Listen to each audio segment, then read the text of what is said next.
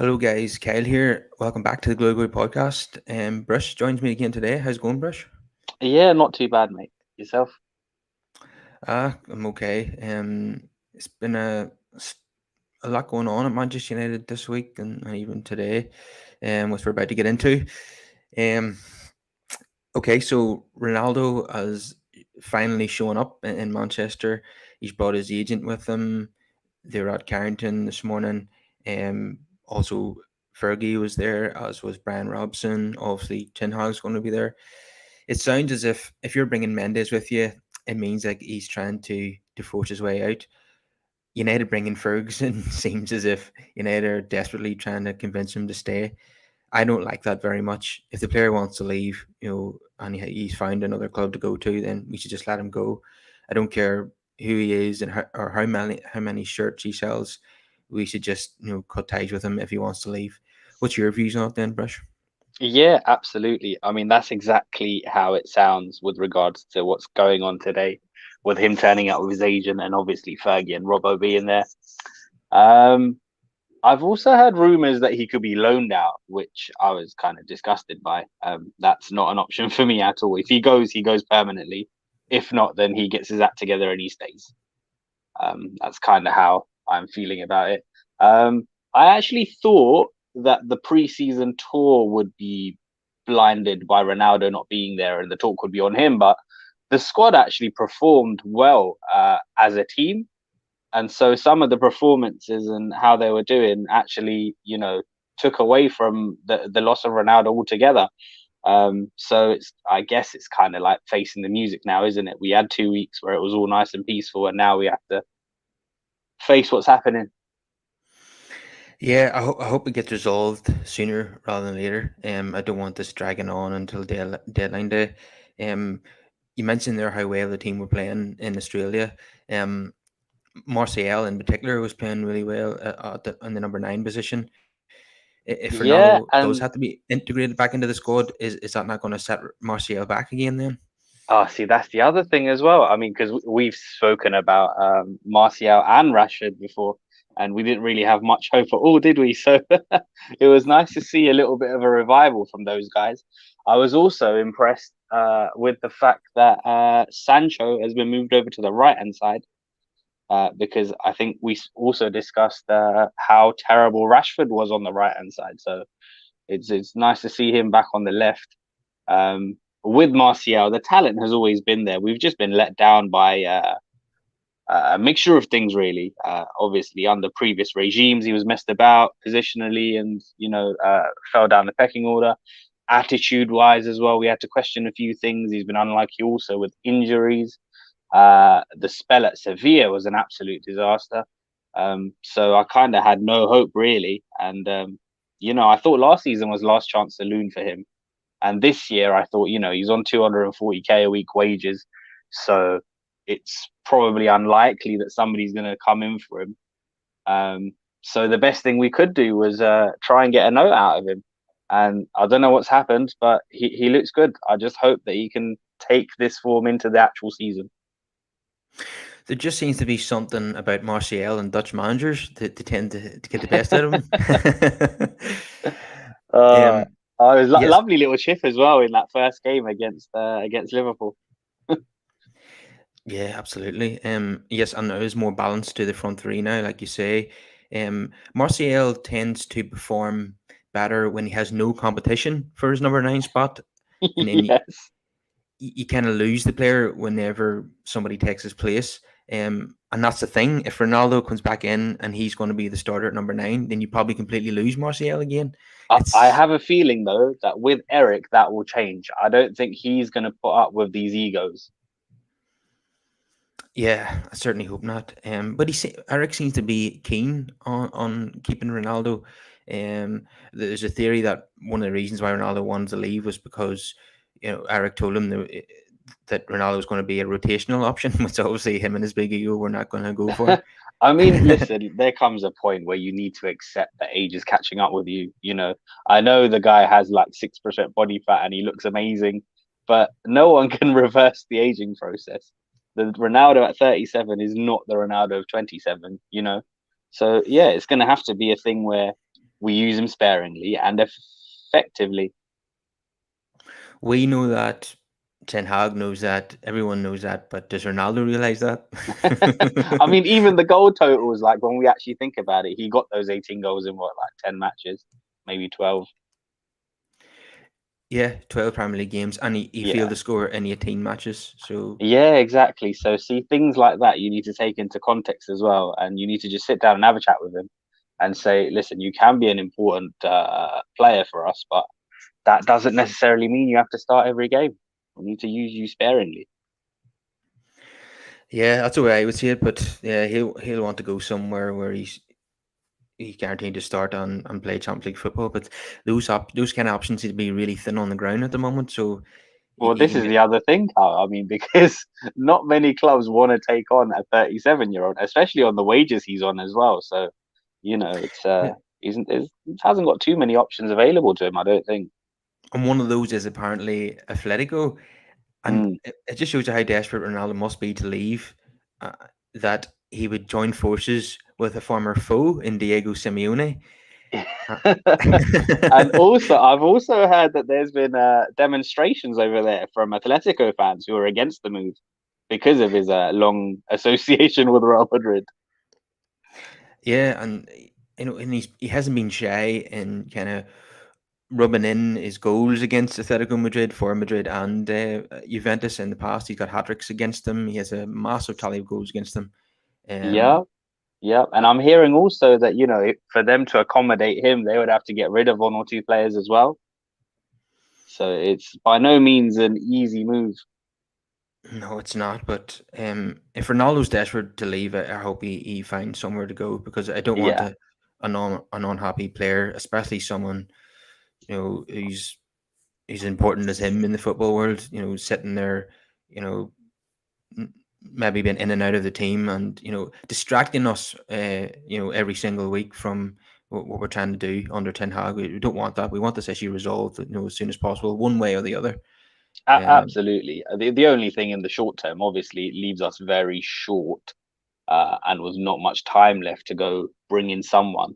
But I mean, it would probably just be a stopgap kind of signing, right? Because I think Belotti's still available for free. It would be something like that, I think, where we try and make do for a season before we really go out and get another striker. Memphis Depay. I hear that he's available for free. I don't know how I feel about that one, but he is a different player now to the one that left us. And if Eric thinks he can get a tune out of him, then I'm not completely against it. Wasn't Depay modelling the 1980s United kit not so long ago? That was a bit strange. I think he was. It seems as if certainly Listen, Depay himself feels like he has unfinished business at Old Trafford. well, yeah, that's what I was just about to say. I mean, he will probably feel that he's got a point to prove at Old Trafford, because he was only here for a season and a half. Because Jose came in and just did not use him till that January. Well, given that he's improved as a player, and if he came to United and he was a rotational option, that would Mm. be perfectly fine. I wouldn't be relying on him being our number one, Yeah, forward. and the one And thing with him, he's quite versatile. So he could fill in across the front three. So that would be quite useful. yeah, and Dutch managers again, they love the versatile forwards, don't they? Yeah, And all players, like Daley Blind was very versatile, and obviously um, Sancho is versatile, and so is Martial. You know, yeah, so yeah, and they seem to be favoured at the moment. Martial and Sancho were fantastic on the tour, as everyone knows. mm. They're probably also Zidane Iqbal really impressed on the tour. And young Savage as well. Yeah, that's right. Um, who do you think really performed poorly on the tour? That's the question. I would say Lindelof Oof. had a stinking tour, if I'm honest. Yeah, the last game I saw some highlights of Wan-Bissaka, which did not fill me with any kind of confidence. Bruno also had a bit of a stinker now and again. Um, Maguire, since the last time we spoke with him, so Ten Hag's keeping faith with Maguire as captain. So I assume that means he's a starter. Yeah, it looks like it.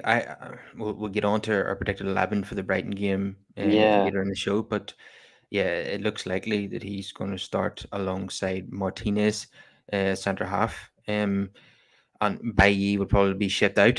It looks as if Jose Mourinho was interested in Bailly. It's not too surprising. I think he Mm, was Mourinho's first signing when Mourinho yeah, arrived at Old Trafford. And if we can get a decent fee for him, that would be probably be good for all parties. funny enough, I was impressed with one of his games in preseason, and with him, it's just the injuries is the main thing, isn't it? And the fact that he puts his body on the line as if it doesn't belong to him. It's quite remarkable. Yeah, he's capable of unbelievable games, and then he just He can there's be a real very howler. erratic as well. Yeah, there's a howler in him. Yeah, he just Like gets stuck in unnecessarily sometimes. And just, yeah. and the own goal against City is a Mm, big example of that. Um, just making basic mistakes, giving the ball away or things like that. But yeah, on his day, he can be tremendous. Yeah, though I think it was one of the preseason games. I think it was a Liverpool one where not only did he perform well defensively, but he was starting off attacks and then trying to get on the end of them and all. It was He can be brilliant to watch, but yeah. but he's very much part of the second half team, wasn't he? In pre-season, and even one of the Hmm. games, I don't think he played at all. There Yeah. was a rumor that one of the players turned up late for a team meeting twice, and some people were speculating that it was Bailly because they were. I think Bailly and Shaw were both left out of the third game in pre-season tour, so Yeah. it'd be interesting to know who that was. But certainly, Ten Hag is laying down the law pretty early. Yeah. Yeah. And I like that. And yeah, you would have watched in one of the games when he was very unhappy with one of De Gea's kicks out, and he Yes, and he yes, yelled yes. at him. Funny enough, us watching De Gea, I actually thought that was one of his better kicks. But it's a needless way to give away possession as he did. And yeah, the fact that Eric's called stuff like that out, that's a good positive sign.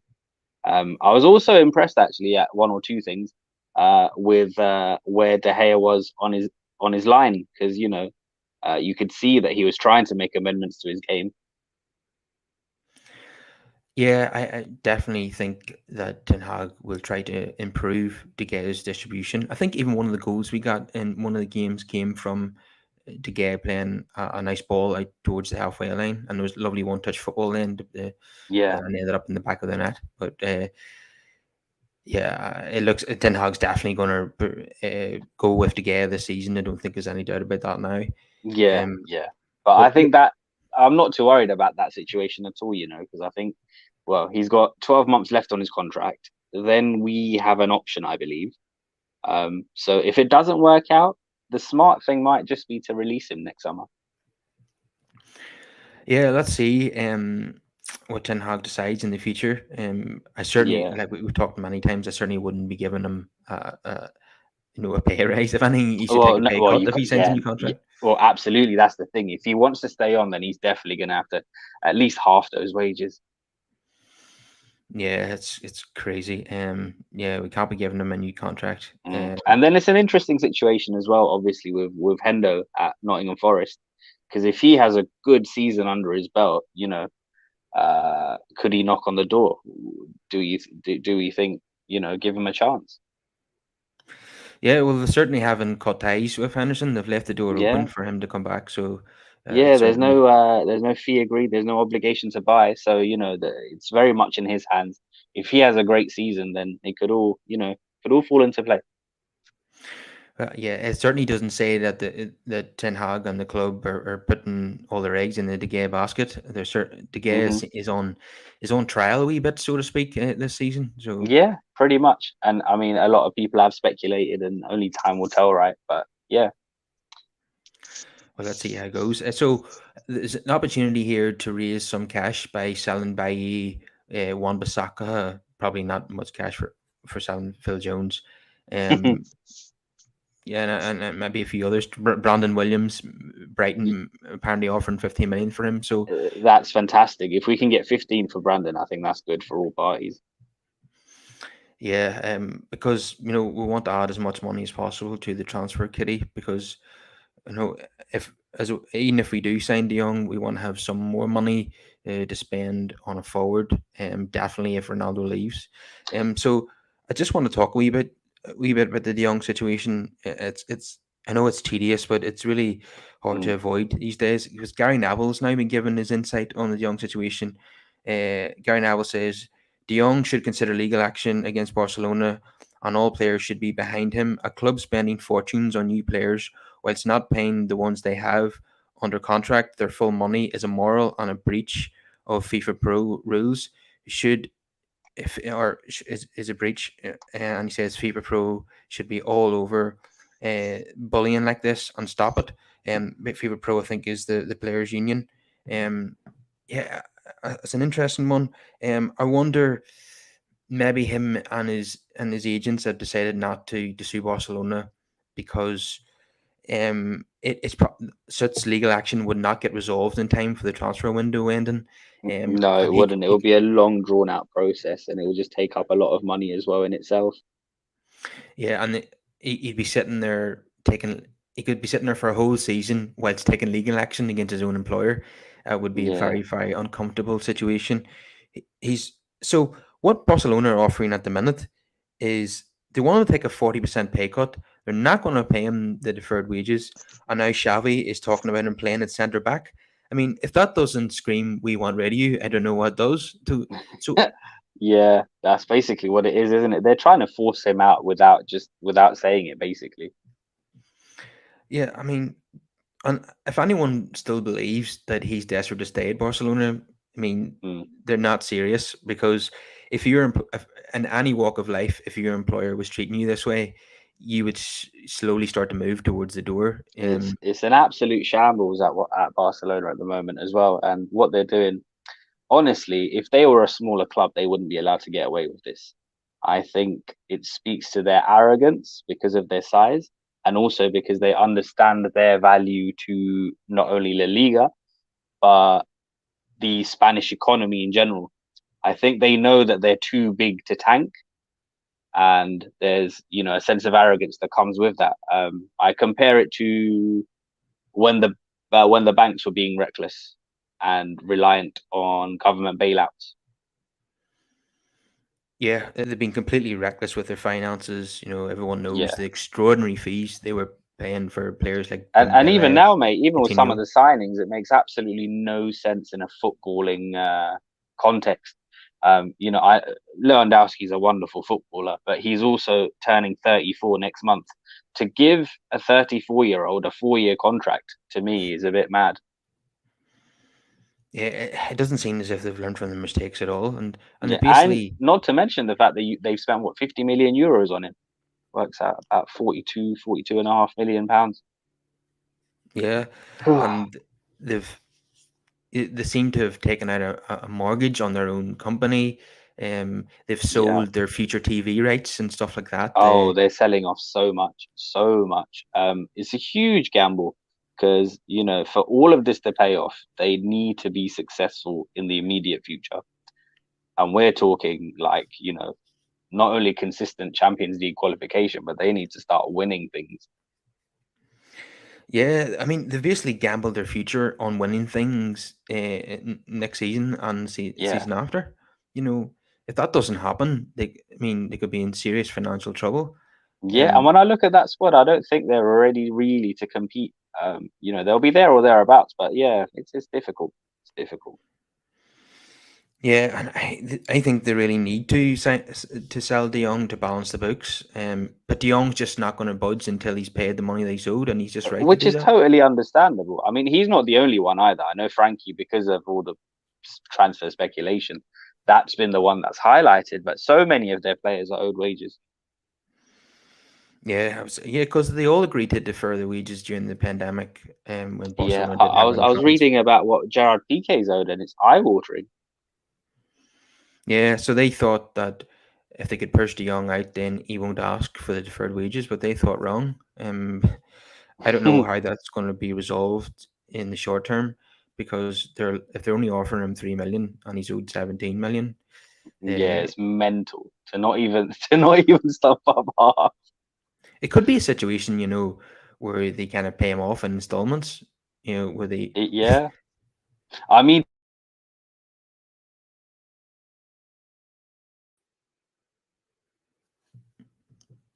where it is in installments. So. Yeah, but we'll have to wait and see. This is one that's going to drag on all the way until deadline day. Yeah, I would say so at this rate. I don't think there's any sign of a resolution on the horizon. I think this is going to run and run and run. Um, so what do you think of the links to this young Red Bull Salzburg striker, uh, Benjamin Sisko? I don't know I much checked about him, him to be out. honest. I checked him out a little bit. I thought he was a decent young prospect. What I wasn't happy about is some of the quoted fees that were coming out of 40 and 50 million, which made absolutely no sense. Yeah, I mean, his goal scoring record doesn't exactly jump off the sheet at the No, moment no, now. it doesn't. It doesn't at all. I mean, he's one of those that if you leave him there, he'll probably move to Leipzig or to the Bundesliga next summer, and then we'll see how he develops. It's one of those. I mean, I like that we are linked to players of that ilk who are young and have a bright future ahead of them.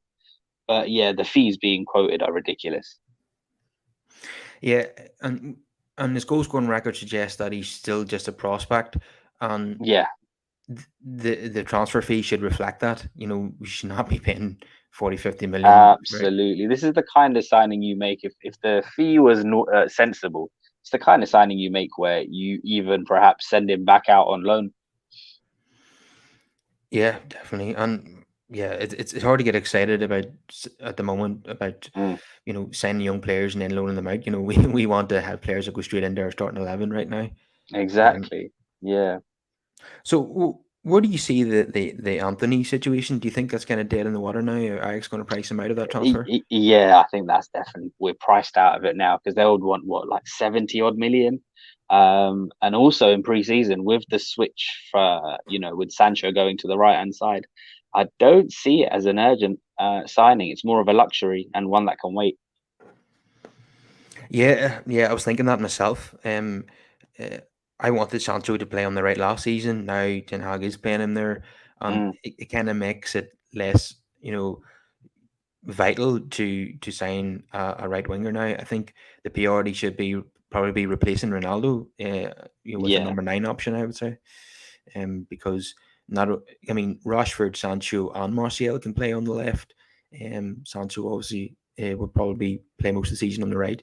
But up front, we're relying on Martial, and that's it if Ronaldo doesn't come back. So I think the priority should be to get a number 9 of some sort, even if it's just a stopgap. Stopgap. definitely. But I mean, today will probably prove to be a pivotal day. We're just gonna have to wait and see what happens with the Ronaldo situation. How's it going, United Abroad, who's joining us? So I just want to get on to the Athletico and the Real Vallecano games coming up. Athletico game is in Norway on the Saturday, and then on the Sunday afternoon we're playing Real Vallecano at Old Trafford. Um, Very strange 7-2 games on a Saturday and a Sunday. I assume it'll be two different teams taking part in these games. I imagine United's first team will play in against Athletico, and the sort of the second string will play against Real Vallecano. How do you see it? Yeah, that's exactly how I see it going. Yeah, when when I saw those pictures next to each other, I was a bit confused as well. But yeah, yeah, they're just going to split it up, aren't they? So it's going to be two different 11s. On the second day, it will just be a chance for likes of Ahmad and Pelestri to show us what they can do. Um, Monty joins us as well. Yeah, abroad says once again seeing Barcelona interest on Harry Maguire. I think it's all smoke and mirrors, or to sell him, or no.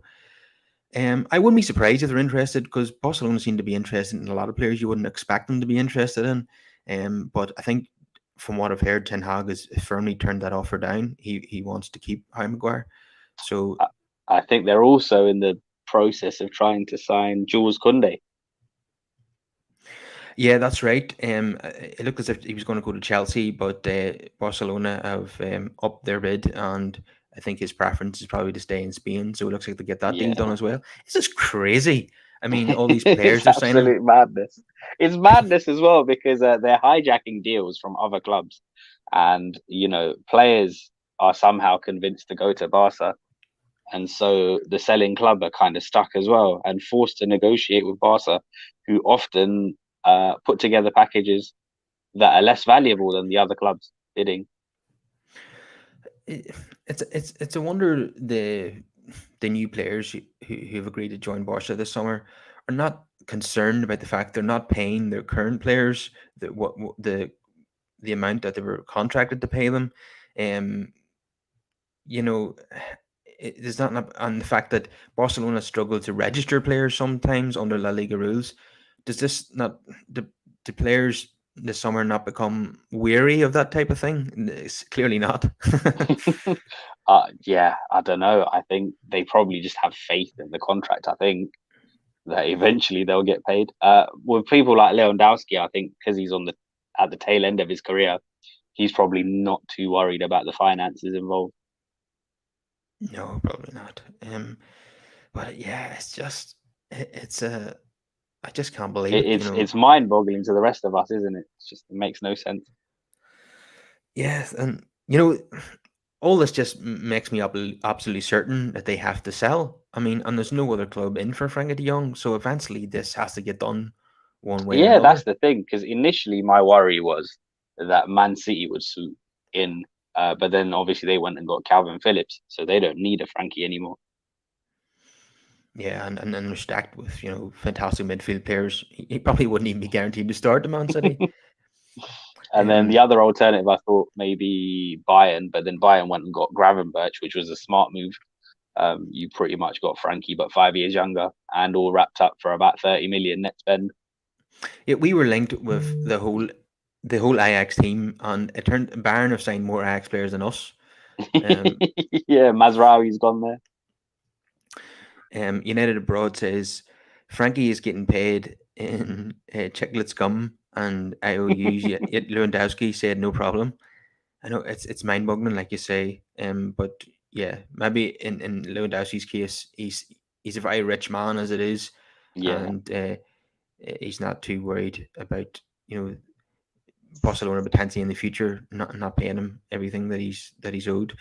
I think it's his dream to play for Barcelona. I think I heard that as well. So yeah. I it's a think lot of that's what it is, isn't it? I think a lot of these players, it's it's their history and it's the allure of playing at the new camp. yeah. I suppose you just kind of get swept away in the romance of it and forget Yeah, about the realities of Boss's current financial predicament. Um, it just doesn't seem to matter to any player at the moment. But I would say if Frankie De Jong is pretty cheesed off right now. He's not saying anything publicly because what we've heard from certain journalists is that he's not saying out loud that he wants to leave because that would weaken his position in terms of getting the deferred money that he's owed. yes, Um, and I believe there's one or two loyalty bonuses and things as well. So it's not like he can come out and hand in a transfer request. no, he can't. Um, so yeah, I think the team that starts against Atletico will probably be more or less the team that starts against Brighton in the opening day of the season. Um, so my prediction for the Atletico game would probably be De Gea in goal, back four of Dallo, Maguire, Martinez, Shaw, uh, midfield of Fred, um, Ericsson, Fernandez, Sancho, Martial, and Rashford. Um, Potentially McTominay could play against Fred, but I'm just hoping not to see that Mike Fred partnership. So I'm trying to be positive and say that Ericsson will start the game, even though the midfield of Ericsson, Fernandez, and Fred is potentially, you know, maybe a wee bit unbalanced, depending on your point of view. But yeah, I would say that's more or less what the team will be against Atletico and Brighton. What's your thoughts? Yeah, pretty similar thoughts, but I do think McFred will start. No, no. I have, I have a feeling that's how we'll start. And then Ericsson maybe comes on for Bruno as a rotation option. But we'll see. I would love to see Ericsson in that midfield three, though. You know, I'm so desperate to see the end of McFred. I will pay De Jong deferred wages myself, to get that transfer over the line. Also with Martinez, I'm excited to see him. Yeah, because we've got a lot of options all of a sudden at the back. So yeah, Yeah, I mean, a bit like Barcelona's situation. Somebody has to be sold in United's defence. Hmm. We can't continue with 7 or 8 centre backs being contracted to the Yeah, club. I think, like you said, the most likely, I think Bailly's probably going to head off. Phil Jones, I mean, I've just accepted the fact that he's going to be here for life. I just hope he's used all of this spare time to at least get some coaching badges. Yeah, I think it's most likely. Bailly is the most valuable of the centre backs that could be sold this summer. Phil Jones just seems to be he wasn't even brought on tour, and Tuanzebe I think left the tour through injury. So those all three of those could go, but I imagine at least two of them will, Yeah, because Martinez now is going to push Lindelof down the packing order as well as Bailly. So it's going to be hard. And I forgot about Varane. Varane, he plays so little football. You forget he exists at times. He missed a chunk of the tour as well. My feeling is that he's not going to be a starter, not because of his ability, because he just can't be relied upon to play so many games in a yeah, row. that's the problem, isn't it? I think just as when the season ended and he went away with France, he got injured, and I just, you know, I was face palming, and I was just hoping that he makes it out of this preseason tour without any niggles. Yeah, that's the trouble with Varane. You can't rely on him. You need to, you need someone who can play regularly. Yeah, and if he's just going to be a rotational option, Mm, and given what he's used to in his career of playing at Real Madrid, being their first centre back on the team sheet, winning all these trophies, if he goes from that to warming United's bench, he's going to be pretty pissed off himself very quickly.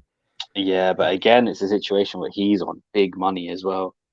So how do you get rid of Varane? I don't think you can. The best thing we can do is try and get the best out of him. Yeah, as a rotational option, that probably means he'll stay fit for longer because he's not playing as many games, so that would be Yeah, beneficial to us. yeah. Listen, you have to think back to like how Tottenham used to use Ledley King. Yeah, Lily only did his training in the swimming pool, and I Yeah, understand that Varane can't even do double sessions; he can only do the morning session. I yeah. I mean, mean, with Ledley, it was quite unique because towards the end, he really couldn't train. It was actually a miracle that he made it through 90-minute matches without putting in half the training that he's meant to. yeah, it's mental. And supposedly it was flagged up in Varane's medical about a knee issue, and it Mm, led to they should have abandoned the signing right there, but yeah. it led to the club, you know, rewriting some of his contract because of that. That's quite interesting. I'm not Yeah, sure what I mean, the last 2 years at Madrid, he did have some niggles, but I think we were in such a desperate position that we thought, you know what, even a one-legged Varane at this stage is probably better than anything that we have. Yeah, there's seasons where he played like 30, 32 La Liga games, and then there's seasons where he only played about 23 La Liga games Mm, and stuff like that. So he has had injury problems in the past. Um, so it's not that surprising, but yeah, it's not as bad as you could have imagined at United with his injury record, I'm afraid. yeah, it's And one of those, Carl, where I think in the next year or two, like our squad's going to look drastically different. Um, it's just that we have to address one area at a time. If it wasn't for other fires, I think this would have got addressed sooner. But yeah, I have no doubt it's all going to change. yeah, there are many fires to put out. Yeah, Well, 5 years into Klopp's reign, the entire Liverpool 11 was changed. So I would hope exactly. And so. funny you mentioned that because you remember when he first came in, what we could see what he was trying to do, but he couldn't quite implement it because he didn't have the players nor tools available to him. Um, and I saw glimpses of that in our preseason tour where certain players were trying to fit and adjust and make those changes that Eric wants, but not quite there. So it's going to be a long process. It's going to take time. I just hope that everyone's patient with it.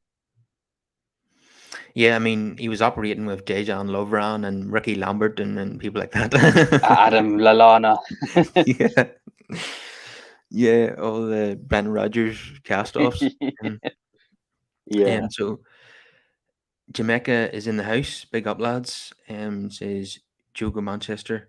Um, okay, yeah. So we're pretty convinced that that will be the 11 that will play against Athletico and Brighton, and we'll probably get to see more of the likes of Zidane, Iqbal, and Charlie Savage, and maybe even Garnacho in that Real Vallecano match. Yeah, I'll tell So you what, the interesting thing for me is going to be if the new lads play against Atletico, or if they're going to if they start against Vallecano on the second day. yeah, uh, yeah, that's interesting. I hope it's the Athletico game with the first Mm, team, yeah, because I want to see them, start against Brighton, especially yeah, Martinez. yeah. I can put yeah, because if it's Atletico, I can potentially see them maybe cut. Well, especially Ericsson coming on as a sub.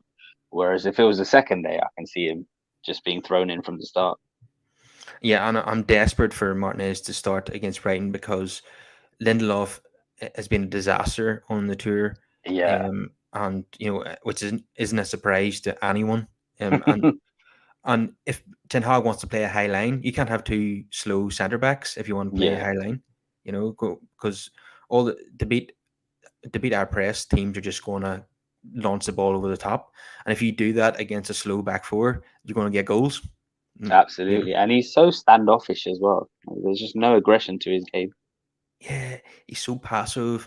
He's not good Mm. in the air. He can be bullied. He's just not a Premier League centre half. That's exactly what it is. I think he would be suited to another league, to one of the European leagues. Maybe La Liga. In La Liga I could see him doing decent. Yeah, how about a swap deal for De Jong? I would not mind, yeah, I wouldn't mind chucking him in there. Yeah, yeah, absolutely. Um, so what I wanted to move on to was trying to think now. Um, wh- well, we covered the Ronaldo situation, the De Jong situation. Oh yes, yes. Today, we saw the arrival of Ericsson and Martinez, both in the same car. It was nice to see that they've built up a rapport already. That Ericsson has given Martinez a lift to training. So amidst all the shenanigans going on with Ronaldo, that was missed a wee bit by people that should have been what the story was about. Them two Yeah. arriving at Carrington for the first time, but of course Ronaldo has to overshadow everything. Mm. So Ericsson has now done his first official MUTV interview. He's finally posed in the United kit, which everybody was hoping to see ages ago.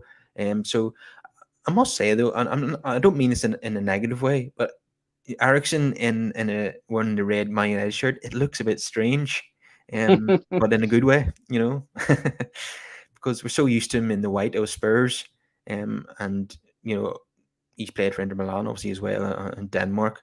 But him wearing the United shirt, it's hard to get used to. But I'm sure we will in time. But it is absolutely fantastic to have a midfield player with his ability, coming to come to United, and and it's great. I don't want to give this guy too much airtime. The former Liverpool player, Jose Enrique, when he had heard from the Guardian, that Ericsson had rejected United for Brentford, and he was giving it the big one on Twitter about it. So United fans obviously got their own back on him when Ericsson did sign for United. I thought it's pretty pathetic that like Liverpool are fighting for the title every season, United are fighting to get in the top four every season, and he spends like quite a chunk of his time on Twitter talking about Man United. Are we ever not going to be rent free in Liverpool's heads? It's just it's always been that way, hasn't it? So just a bit of banter back and forth. I think I didn't know Jose Enrique was on Twitter, to be honest with you. Yeah, there's a few people in the replies to him said, "Who are you? I've never heard of you. What are you talking about?" I'm surprised his allegiances lie with Liverpool and not Newcastle. Maybe we'll see a difference when they're starting to challenge. Yeah, all of a sudden, no, he'll be a former Newcastle player. Yeah.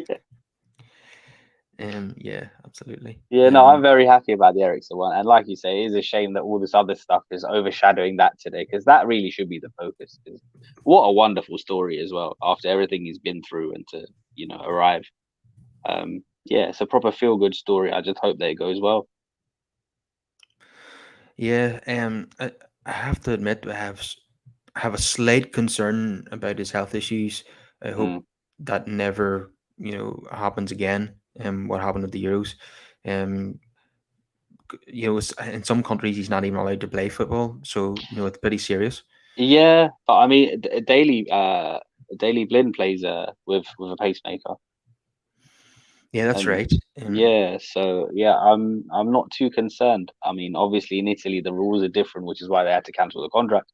But yeah, with the technology they've got these days, I'm sure they will take the utmost care. So that's not too much of a concern for me. Yeah, they did a pretty stringent medical. I understand. Went on for Yeah. days. The Um, only thing, I hope we're not over reliant on him. I think, you know, players like him, especially at his age as well, I think you need to use them correctly and manage them correctly. yeah, I But don't imagine he's going to play. In the league and in the Europa League. yeah, yeah, you don't want to run him into the ground. That's the only thing. No, especially when it's going to be high intensity football under Ten Hag. Yeah, yeah. You But want to I'll tell be you what, careful. I would like to see some of these kids that we've seen on pre-season be given a run out in the Europa. I think it'll be a good chance to expose them to a higher level of football and to develop them. Uh, yeah, yeah, yeah. I'm all for that. Absolutely. What do you see? Unfortunately for Jimmy Garner, he got injured before the first game of the tour and missed most of the tour. He got a few minutes in the last game, and the tour was supposed for him was all about trying to impress a new manager, get himself into the first team picture. Because of his injury, that's obviously being hasn't happened for him. Obviously, he's still going to have a chance probably to start against Real Vallecano. But at the minute, it's beginning to, especially if he signed De Jong, it's beginning to look like he's Mm. going to be loaned out to another Premier League club. How do you see it? Yeah, it's a real shame because we speculated before, didn't we, whether it's best to loan him out for a season so he gains Premier League experience, or if it's best to just have him here and bed it in to the squad. And we were really hoping to get a better look at him during this pre-season. So to be robbed of that is not nice. Um, yeah, I think we're just gonna have to wait and see. With only one game really to judge him on, would if he plays at Vallecano, I think you'd have to have an absolute blinder of a game, um, to really make people take notice. I think the likelihood is before the transfer deadline is done, he'll probably go out on loan. Yeah, I think if De Jong comes in immediately, then Garner will be loaned out to a Premier League Yeah, club. But yeah. it has to be. The only way I can see him staying is if we get an offer in maybe for McTominay. God, I wish. Listen, I was a bit shocked when I heard 15 million for Brandon Williams, so anything's possible. Oh, who would come in for McTominay? Southampton or something? I just Probably Everton, maybe. I don't know. it doesn't seem to be on the horizon at the moment now. But I Mm. would say within 3 years, Fred McTominay will not be at Man United anymore. I certainly hope not. I mean, Fred's what, 29 now. Yeah, it seems to be for the moment. Ten Hag is using Fred What as a he link. has, yeah, he's just utilizing what he has available to him. I think it's obviously going to take 2, 3 windows. Yeah, he's using him as a link player between the defense Mm. on the attack. Even in the training drills, you could see Fred playing a lot deeper than the rest of the With midfield in the with team. how regimented his style is, I think I'm excited to see Martinez. I think he'll be key to how we operate. Yeah, he's a tenacious defender, but he's also a great footballer. Martinez. Yeah, Um, and uh, also it'll be interesting to see where we end up using him if De Jong doesn't come. um, yeah, it would be. Yeah, it would be Because I mean, interesting. for me, I am always in favor of playing players in their preferred positions, but I know he's quite versatile. Yeah, but it seems as if he will play the majority of his games at centre back. Mm, If but there could come a situation where maybe there's injuries in midfield, De Jong doesn't come, and Maguire and Varane are available, and yeah, then and then you could see him push to DM. yeah, Yeah, I could see that because he's Yeah, done that at Ajax. yeah, Um, I've seen it like a highlights reel of I think Martinez played in a Champions League game in the defensive midfield, mm. and going by the highlights, he was pretty amazing in that game. So I'll tell you what. One question I do have for you is, if Frankie doesn't happen this window, do you think we go back in Jan? yeah, I think Ten Hag will keep trying until he gets him. That's the way I see it. Yeah, because I mean, the way we're persisting, it's one of those where I think they really just want him, don't they? I haven't really seen any viable alternatives. We're not linked to anyone really. There was one or two rumors of like Sangare, but it's paper talk more than anything. Well, Ten Hag did some one-on-one interviews during the tour, and he was asked about De Jong alternatives. It seems as if what he's going to do is that if we don't get De Jong in this window, he will Mm, just find a solution from within the club. So yeah, it could be a Garner or someone being integrated into the first team while he waits on the opportunity to sign De Jong. He's not going to sign a Tielemans or a Neves. It seems he's just going yeah, to. and I think from what you were saying as well, I think it's about finding the right quality of player, isn't it? So I don't think he's gonna Yeah, he wants deviate away from that. he wants a specific profile, of Yeah. a so yeah. The answer to your question, Mm, whether we will go for De Jong in January or not, is a firm yes. I think that he will definitely persist with that until he gets him, and yeah. I and mean, he's because not going. I kind of see the same sort of thing with Timber as well, because I know that's dead in the water this summer, but he's still young enough. I think after the World Cup or next summer, we may revisit that as well. Yeah, Ten Hag is not finished with his Ajax shopping, and I think that's a Yeah, cert. yeah. Um, And I'll tell you what helps us out is the fact that Van der Sar's there. yeah, he gets the deals done for us. Mm. Um, because sometimes when we're negotiating with clubs, like we see with Barcelona, we can't get stuff over the line. But when we're negotiating with Ajax, it gets done pretty quickly, and we all know why that is. Yeah, Yes, yeah. So yeah, priorities now has to be trying to get De Jong over the line, and then a forward if Ronaldo leaves the club. And I still hold a desire to get a right back in this window if possible. I don't trust going a whole season with Dallo as our number one, same, choice. same. But it's one of Because those with everything else that's going on. I don't know if it's viable. And also, I don't see any legitimate interest in Wan-Bissaka. I know there was speculation about Crystal Palace, but they went and bought Richards from Bayern Munich. yeah, it doesn't seem likely at the moment. Hopefully there's some kind of market for him. Yeah, and in I think terms of in terms of cheap alternatives for us, there was one guy I was keeping an eye on from Leipzig, but I think he's close to moving to PSG now. Nordi Mukiele. yeah, that's right. Yeah, I've seen that. Um, yeah, Wan-Bissaka, given the qualities that he has, I think he'd be really suited to Serie A, to be honest. Yeah, Wouldn't be, cause, and then more kind of where there's more of an emphasis on the fullback defending rather than getting forward. yeah, Probably, yeah. In a very traditional Italian team, yeah, in a more conservative side where you literally it's a slower pace.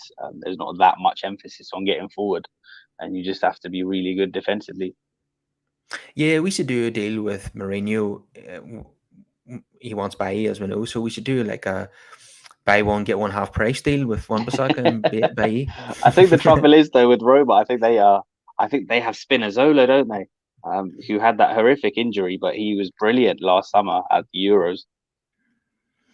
Yeah, they do. Yeah, not to get on to talking about Roma on the Man United podcast, but it seems as if Mourinho's building a nice wee team there that could be Yeah, capable of winning something. yeah. Um, I mean, the way they celebrated the Conference League was a bit mental to me. Like it meant a lot to him. Um, yeah, yeah, yeah. he got He even really got a emotional. he's got a tattoo now. He's got a tattoo. Initially, I thought it was some shoddy Photoshop. I honestly did.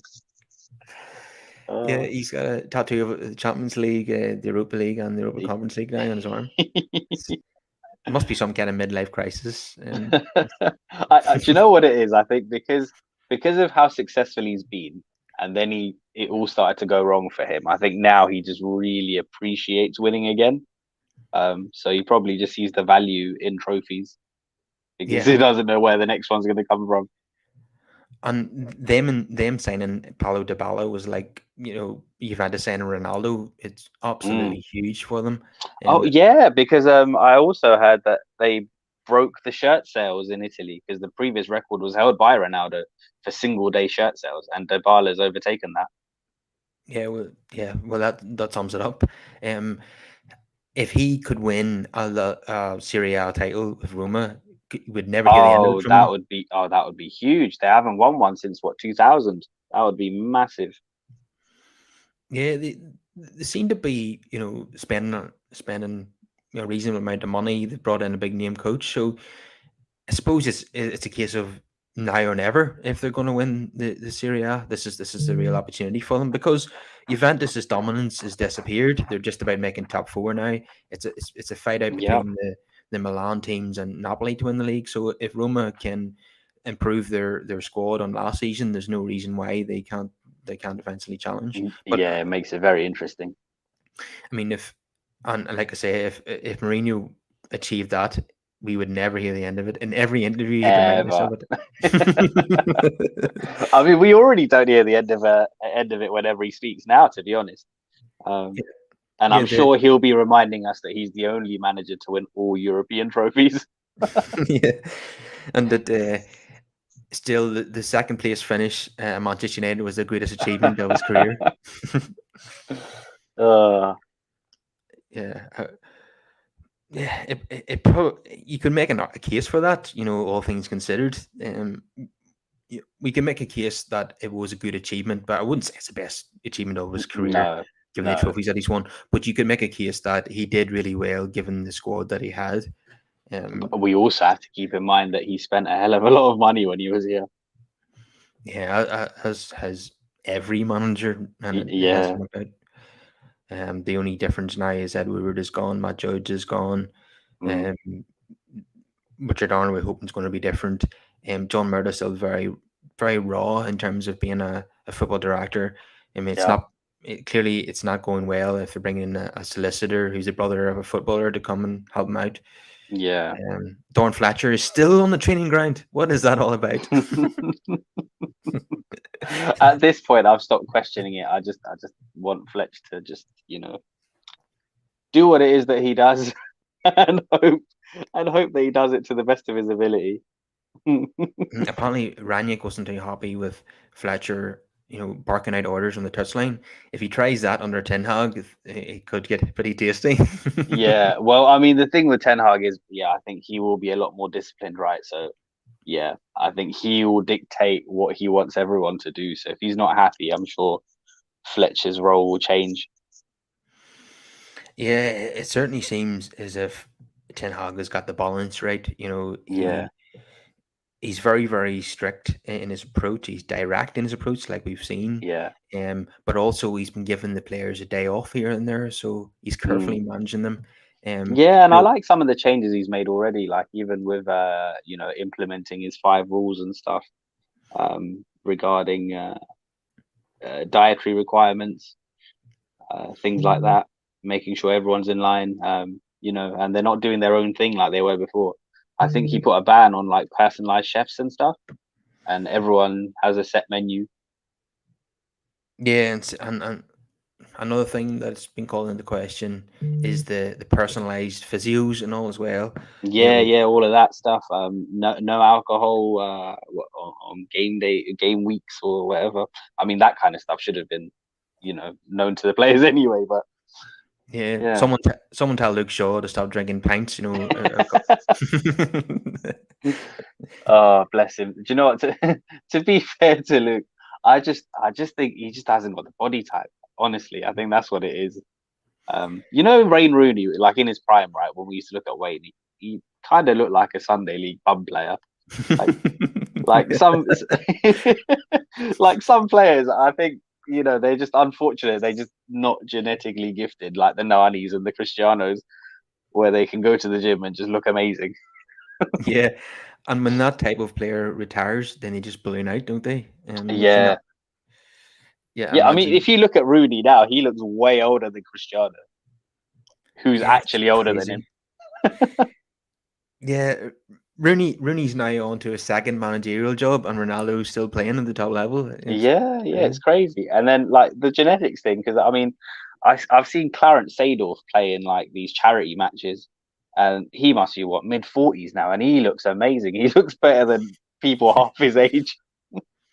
Yeah, I seen even in soccer, he had Zidane playing, and he's just Yeah, look he had the same physique as what he had when he was in his prime. yeah, Um, whereas some players you just know when they're pudgy during the prime of their yeah. careers, That's they're gonna. that's that's what it is. So yeah, as much as we we like to make fun of him, I think unfortunately it's just his body type. He just has to make do. Yeah, yeah, and he's still. I want to see him. He's capable of being a terrific player. He doesn't always show it. You know that behind closed doors season and the Euros, that form he showed then was tremendous. Last Mm. season, obviously not so much. If he can get back to that sort of form, we will have a hell of a player on our hands. Yeah, absolutely. And I think now, I mean, we saw that little injection when Telles first came into the squad. Uh, Perhaps we'll have a second wind of that now with Malasia. By the way, Tellez is an absolute joker. Um, I mean, he's not a serious option. I mean, the the way he played at the end of last season was embarrassing. Just making basic fundamental errors at the back. Um, and in pre-season, Ten Hag was just using him at centre half and in defensive midfield even towards the end of games. So clearly, Ten Hag doesn't see him as a serious option either. And obviously, we've got three left backs now, four if you count Don Williams. So Chalice is well down the packing order now. The only person who's going to challenge Sean, I think, is Malasia. So Yeah, Chalice has to be sold if we can possibly find yeah, a buyer. yeah. Malasia is definitely the closest to get to shore. And yeah, I fully expect Telles to move on this summer. Really. Probably a loan back to Porto, I would say. Mm. Um, I I'd don't. prefer a permanent move at his age. He's what 29, 30. Yeah, well, if it is going to be a permanent move, it's going to have to be a very small transfer fee. But then we didn't pay that much for him, really. No, we didn't pay that much for him. If we, So, so if we I take a loss, so what? yeah, yeah, it wouldn't be the first time. If we can recoup most of what we paid, that'll be something. I would take anything for him, to be honest with you. Um, and Listen, I was surprised with how much we got for Andreas. So yeah, they must have thought it was a wind up when they got that phone call from Fulham. yeah, yeah. As in, listen, I had my fingers crossed because even when they were negotiating, I was like, do you know what? It will be typical of Andreas to turn down their offer, and we'll just have Uh, another summer of preseason furlough. yeah, I wasn't getting excited about that transfer until it was actually confirmed on Yeah, yeah. Fulham's Once website. it was done, I was over the moon. I was like, wow, so this must be what net spend feels like. Because it pretty much covered the Malasia cost. Yeah, and that's what the Glazers love. Yeah. Um, Well, I I think mean, to me as well, I'd love a bit of good business. Like this is how well-run clubs should be run. yeah, there should be three or four more permanent Yeah, transfers out the door this yeah. summer. Bailly and Wan-Bissaka and probably Brandon Williams. I Um, mean, look across the road at what Man City are doing. They got nearly 100 million for Jesus and Sterling combined. and Sinchenko as well. He's leaving, isn't Oh he? yeah, yeah. Zinchenko's gone as well, and that's another 30 million there. So yeah, that's 120 million ish. And they bought in Haaland and Alvarez for a joint total of what, like 70 odd. And Phillips, yeah. And do you know what? Man City might actually meet the financial fair play regulations this summer. That might be a Yeah, first. I think they have. I think they've actually they've turned a profit. Yeah, I mean, for once they won't actually be breaking the rules, but then what does it matter because they don't get punished for breaking the rules?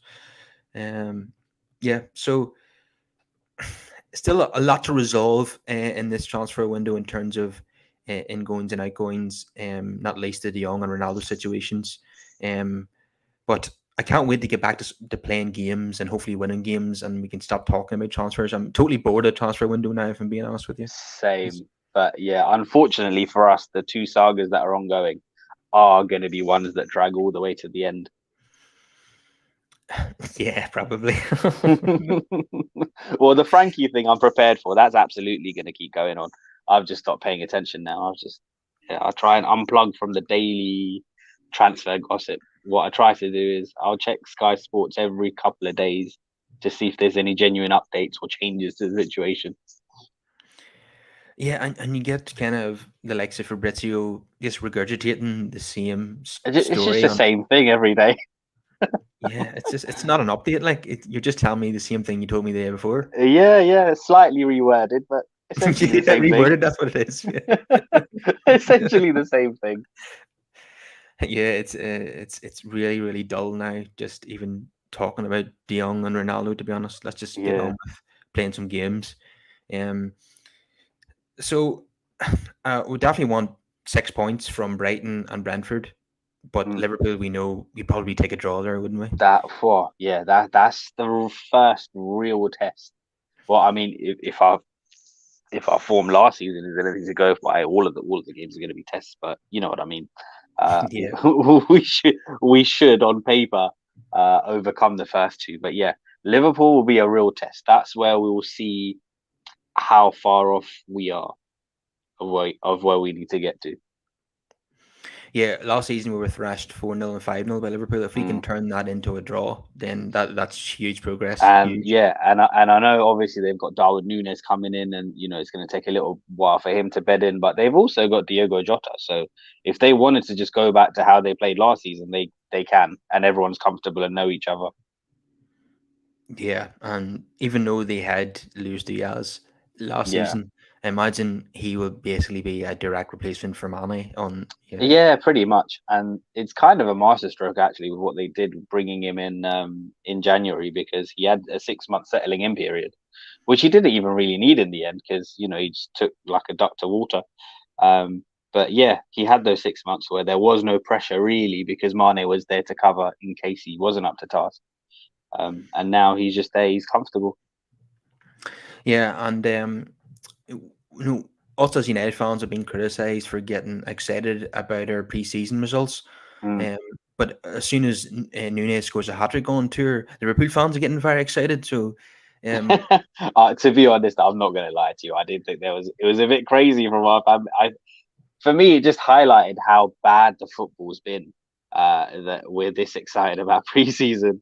Like, I'm not yeah, gonna lie, against Liverpool, I saw triangles for the first time. I just couldn't stop smiling. Oh, I could have shed yeah, a tear. It was yeah, and what a surprising result as well. Like, I don't think anybody expected that, even in a friendly. And I try not to get hyped up too much about preseason, because it doesn't ultimately mean anything. Uh, but yeah, just it's nice to see some good signs, isn't it? yeah. It's obviously better to win preseason games than lose Yeah, them. yeah. You know, so if we want to show enthusiasm about that, then we can. It's other fans don't get to place us and what we get to be happy about. Okay, okay, we'll leave it there for today. Thanks for everyone joining us on the Grow Glory podcast. Please leave us a like on the video, subscribe to the channel, and comment your thoughts down below. And I'll see you again, Brush. It's a pleasure to have you on. Yeah, it was great to be here as always. Take care. Okay, see you later.